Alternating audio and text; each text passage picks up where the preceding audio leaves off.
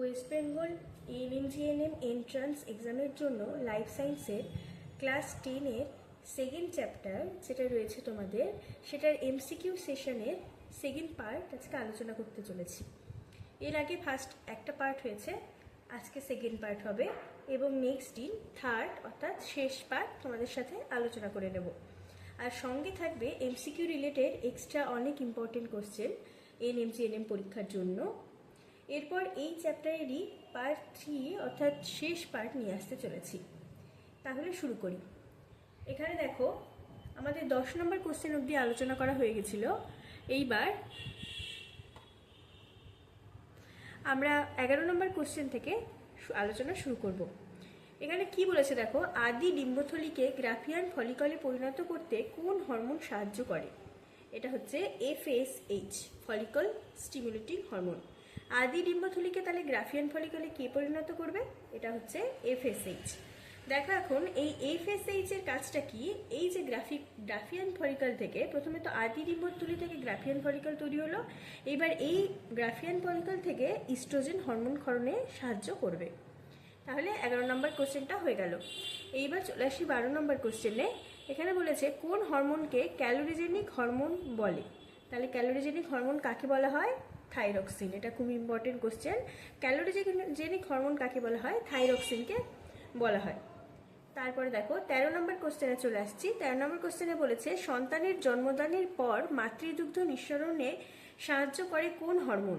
এটা হচ্ছে LTH বা প্রোল্যাকটিন। প্রোল্যাকটিন হরমোনটা কি করে? সন্তানের যখন জন্ম হয় মানে আফটার ডেলিভারি মাতৃদুগ্ধ ক্ষরণে মানে বেস্ট ফিডিং যেটাকে বলে, বেস্ট ফিডিং, সেটা নিঃসরণে সাহায্য করে হরমোন। কোন হরমোনটি? সেটা হচ্ছে প্রোল্যাকটিন। আর প্রোল্যাকটিন হরমোন কোথার থেকে ক্ষরিত হয়? এটা হচ্ছে অগ্রপিটুইটারির মানে পিটুইটারির অগ্রস্থ ভাগে ল্যাক্টোট্রপ কোষ থেকে এই প্রোল্যাকটিন হরমোনটি ক্ষরিত হয়। আর দেখো 14 নম্বর কোশ্চেন, সুপ্রারেনাল গ্রন্থি কাকে বলা হয়? অ্যাড্রেনাল গ্রন্থিকে বলা হয় সুপ্রারেনাল গ্রন্থি। কেন সুপ্রারেনাল গ্রন্থি বলা হয়? কারণ রেনাল কথাটার মানে হচ্ছে কিডনি, কিডনির ওপরে এই গ্রন্থিটি অবস্থিত বলে, আমাদের দুটো কিডনির ওপরে দুটো এই গ্রন্থি অবস্থিত বলে একে বলা হয় সুপ্রারেনাল গ্রন্থি। এটাও একটা ইম্পর্টেন্ট কোশ্চেন। তারপরে বলেছে ডায়াবেটিক ও অ্যান্টি কিটোজেনিক হরমোন কাকে বলে? এর লাস্ট ইয়ার 2021 সম্ভবত প্রশ্নটি এসেছিল WBNM পরীক্ষায়, যে অ্যান্টি কিটোজেনিক হরমোন কাকে বলা হয়? এটা বলা হয় ইনসুলিনকে।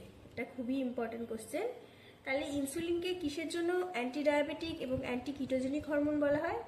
ইনসুলিন রক্তে গ্লুকোজের পরিমাণ কমিয়ে ডায়াবেটিস মেলিটাস রোগ নিরাময় করে, তাই কি বলা হয়? Anti diabetic. তাহলে কি করে? গ্লুকোজের পরিমাণ রক্তে ইনসুলিন কমিয়ে দেয়, কমিয়ে কি করে? ডায়াবেটিস মেলিটাস যে রোগটা আছে সেটাকে সারিয়ে তোলে, তাই জন্য একে অ্যান্টি ডায়াবেটিক হরমোন বলা হয়। আর অ্যান্টি কিটোজেনিক হরমোন কেন বলা হয়? এটি মানে ইনসুলিন রক্তে কিটোন বডি বা অ্যাসিটোন উৎপাদনে বাধাপ্রাপ্ত করে, মানে রক্তে কিটোন বডি বা অ্যাসিটোন উৎপাদন হতে দেয় না, তাই জন্য ইনসুলিনকে অ্যান্টি কিটোজেনিক হরমোন বলা হয়।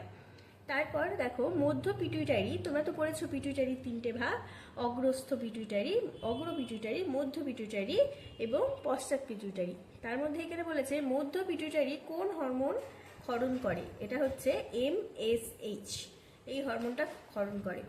তারপর দেখো 17 নম্বর কোশ্চেন, এখানে বলেছে মানব দেহে আয়োডিন বিপাকের সঙ্গে কোন হরমোনটি যুক্ত?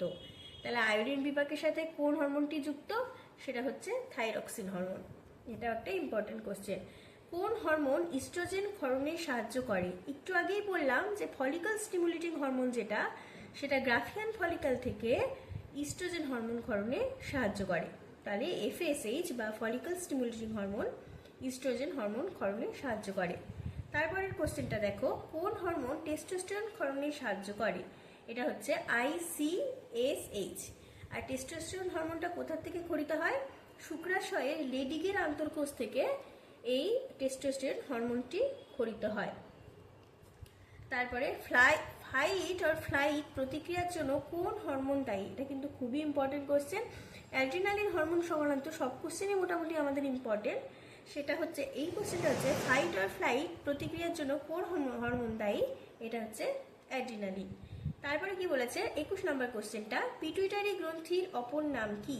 পিটুইটারি গ্রন্থির অপর নাম হচ্ছে হাইপোফাইসিস। এবার দেখো 22 নম্বর কোশ্চেনটাতে কি বলেছে, রক্ত শর্করা নিয়ন্ত্রণকারী অগ্ন্যাশয় ক্ষরিত হরমোনের নাম লেখো।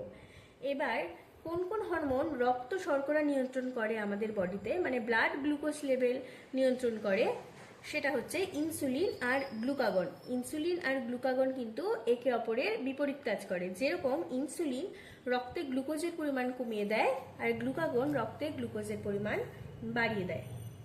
তারপরে 23 নম্বর কোশ্চেন, মূত্রের মাধ্যমে শর্করা নির্গত হওয়াকে কি বলে? যখন আমাদের ইউরিনের মাধ্যমে যখন গ্লুকোজ বেরিয়ে যায় বডি থেকে, সেই অবস্থাকে কি বলে? গ্লুকোসুরিয়া বলে। তারপরে দেখো 24 নম্বর কোশ্চেন, ডায়াবেটিস ইনসিপিডাস কোন হরমোনের কম ক্ষরণের ফলে হয়? এটা হচ্ছে এডিএইচ বা অ্যান্টি ডাই ইউরেটিক হরমোন। এই হরমোনকে কিন্তু ভেসোপ্রেসিনও বলা হয়। তাহলে ডায়াবেটিস ইনসিপিডাস মানে এডিএইচ হরমোনের কম ক্ষরণের ফলে কি রোগ হয়? Diabetes insipidus. আর ইনসুলিন হরমোন কম ক্ষরণের ফলে কি রোগ হয়? সেটা হচ্ছে ডায়াবেটিস মেলিটাস। এই দুটো কিন্তু মনে রাখতে হবে, নাহলে গুলিয়ে যায় অনেক সময়, তাই এই দুটো মনে রাখতে হবে। তারপর 25 নম্বর কোশ্চেন, কোন অন্তঃক্ষরা গ্রন্থিকে বায়োলজিক্যাল ক্লক বলা হয়? এটা হচ্ছে পিনিয়াল গ্রন্থিকে। এই পিনিয়াল গ্রন্থি থেকে কিন্তু মেলাটোনিন হরমোন ক্ষরিত হয়। তোমাদের কি মনে রাখতে হবে? পিনিয়াল গ্রন্থি থেকে মেলাটোনিন হরমোন ক্ষরিত হয়। তারপর 26 নম্বর কোশ্চেন, কোন হরমোনকে হাইপার গ্লাইসেমিক হরমোন বলা হয়? এটা হচ্ছে অগ্ন্যাশয়ের আলফা কোষ নিঃসৃত গ্লুকাগনকে। তাহলে কি কোন হরমোনকে হাইপার গ্লাইসেমিক বলা হয়, হরমোন বলা হয়? সেটা হচ্ছে গ্লুকাগনকে বলা হয়। কেন বলা হয়? এটা হচ্ছে এই তোমরা তো জানো গ্লুকাগন, একটু আগে বলেছি গ্লুকাগন হচ্ছে ইনসুলিনের ঠিক বিপরীত কাজ করে। যকৃতে যে গ্লাইকোজেন সঞ্চিত থাকে সেটাকে গ্লাইকোজেনোলাইসিস প্রক্রিয়ায় ভেঙে গ্লুকোজে পরিণত করে। তাই গ্লুকাগনটা কি করে? যকৃতে যে পরিমাণ গ্লাইকোজেন থাকে সেই গ্লাইকোজেনকে গ্লুকোজে পরিণত করে। ফলে রক্তে গ্লুকোজের মাত্রা স্বাভাবিকের তুলনায় বেড়ে যায়। যেহেতু গ্লুকোজে পরিণত করে গ্লাইকোজেনকে, তাহলে কি হবে? রক্তে গ্লুকোজের পরিমাণটা বেড়ে যাবে। আর রক্তে গ্লুকোজের পরিমাণ আর কিভাবে বাড়ায় গ্লুকাগন? একটা হচ্ছে প্রোটিন ও ফ্যাট জাতীয় পদার্থ থেকে নিওগ্লুকোজেনেসিস বা গ্লুকোনিওজেনেসিস প্রক্রিয়ায় গ্লুকোজ তৈরি করে। তাহলে প্রথমে পড়লাম কার্বোহাইড্রেট থেকে কিভাবে হচ্ছে গ্লুকোজ তৈরি করে, পরে পড়লাম যে প্রোটিন ও ফ্যাট জাতীয় পদার্থ থেকেও কিন্তু গ্লুকাগন গ্লুকোজ তৈরি করে। তারপর 27 নম্বর কোশ্চেনটায় চলে যাচ্ছি। 27 নম্বর কোশ্চেনটায় কি বলেছে, এডিএইচ হরমোনের অপর নাম কি? তোমাদের একটু আগেই বললাম এডিএইচ বা অ্যান্টি ডাই ইউরেটিক হরমোনের অপর নাম হলো ভেসোপ্রেসিন। এইবার দেখো, দেহ থেকে অতিরিক্ত জল মূত্রের মাধ্যমে নির্গমনের ঘটনাকে কি বলা হয়? Anti die ইউরেসিস। এই অ্যান্টি ডাই ইউরেসিস প্রক্রিয়ায় কিন্তু এডিএইচ হেল্প করে বলে একে অ্যান্টি ডাই ইউরেটিক হরমোন বলা হয়। এইবার এডিএইচকে কেন ভেসোপ্রেসিন বলা হয়?